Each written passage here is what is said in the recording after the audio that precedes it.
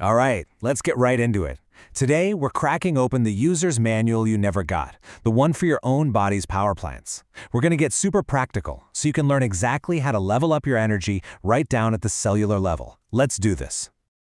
You know that feeling, right? That 3 p.m. slump where you just hit a wall, or maybe you wake up in the morning feeling like you never even plugged in to charge. If you feel like your personal battery is just draining way too fast, there's a really good reason for it. And the answer is deep, deep inside your cells. So let's meet the hero of our story, your mitochondria. I know you heard the term powerhouse of the cell back in high school biology, right? Well, it's not just a cliche, it's literally what they are.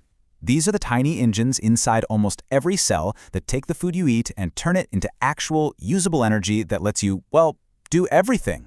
Okay, so for part 1 of our little user's manual, let's start with the basics. We're going to cover exactly what these powerhouses are and what they're doing for you every single second of every day. So you think their only job is making energy, right? Not even close. I mean, that's their main gig, for sure, making that crucial energy molecule called ATP, but they are multitasking like crazy.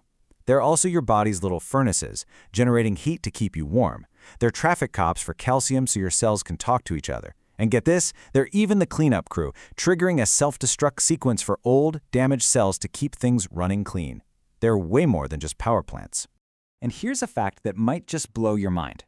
Mitochondria have their own DNA. Yep, you heard me right. It's totally separate from the main DNA in your cells. And this mitochondrial DNA, or MTD, you get it almost exclusively from your mom. It's like this direct genetic line that scientists can actually use to trace our family trees back thousands and thousands of years. How wild is that? All right, section 2, let's pop the hood and get a look inside the engine room. This is where the food you eat really becomes the fuel you use. Now, don't let the name scare you. The citric acid cycle. You might also hear it called the Krebs cycle. It sounds super technical, but just think of it as the spinning part of the engine. Its main job isn't even to create a bunch of energy right away. Nope, its job is way more clever. It's all about carefully breaking down fuel to harvest the real treasure. These super high energy electrons. So you can basically boil this whole complicated process down into 3 simple steps. First, the fuel comes in, this stuff called acetyl-CoA that we get from food. That kicks everything off. Second, the cycle spins through a series of 8 different chemical reactions. But third, and this is the most important part, is the harvest. The whole point is to load up these little energy shuttle buses called NADH and FADH2. Think of them like tiny rechargeable battery packs. The cycle's job is just to charge them up. So what's the actual payoff here? Well, after the cycle spins a couple times for each unit of glucose, this is what you get. You see that you get a tiny bit of direct energy, just 2 ATP. Kind of disappointing, right? But wait, the real prize is those 6 NADH and 2 FADH2 molecules. Those are the charged up battery packs I was talking about. They're the ones that are going to go on to produce almost all of your body's energy. And that CO2 on the list? Yep, that's literally the waste product you're breathing out right now. Okay, so we know how the engine works. Now for the big question. What kind of fuel are you putting in it? This brings us to part 3, all about fueling your mitochondria for peak performance. I mean, it doesn't get much clearer than this, does it? On one side, you have your engine boosters, your high-octane rocket fuel. We're talking omega-3s, sulfur-rich veggies like broccoli and garlic, polyphenol-heavy fruits. And on the other side, you've got the engine cloggers. This is the stuff that creates metabolic sludge inside your cells. Ultra-processed oils, refined sugars, trans fats, it just gums up the works. So let's drill down a bit. Why do these specific foods work so well? Well, check this out. Omega-3s in salmon literally make the outer wall of your mitochondria stronger.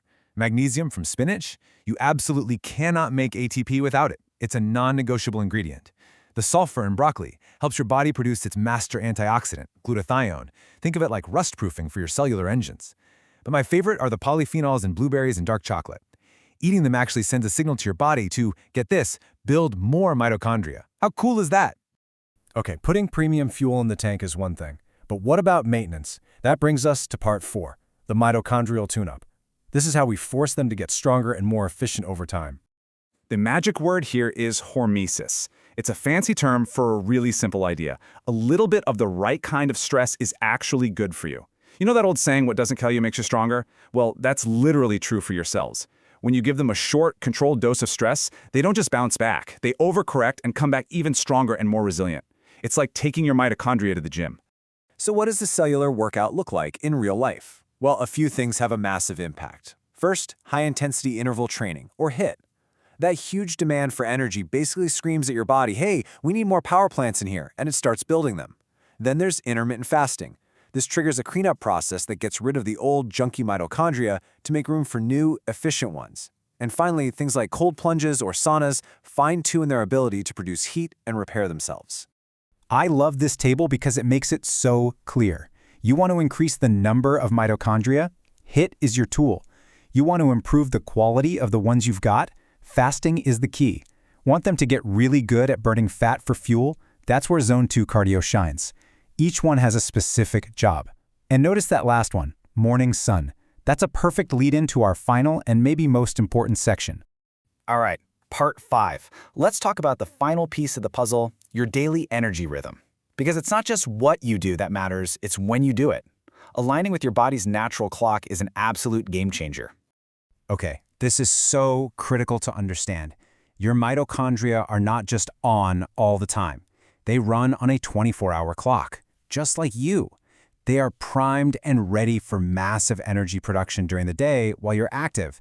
And at night, while you sleep, they flip a switch and go into full-on deep repair and maintenance mode. So how do you set this internal clock every day? It is remarkably simple. All the science points to one thing: getting just 5 to 15 minutes of direct sunlight in the morning, ideally within an hour of waking up.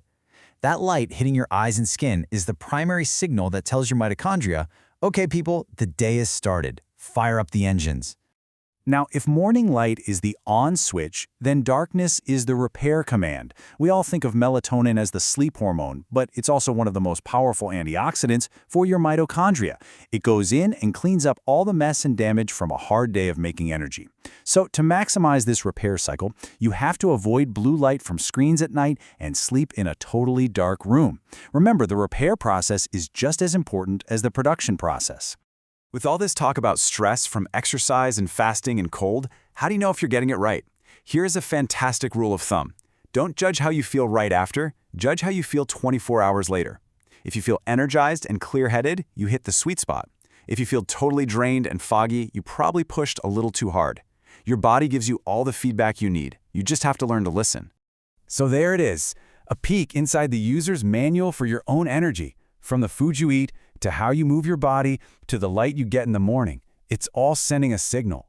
So, my question to you is, what is the one positive signal you're going to choose to send your mitochondria today? Thanks for tuning in.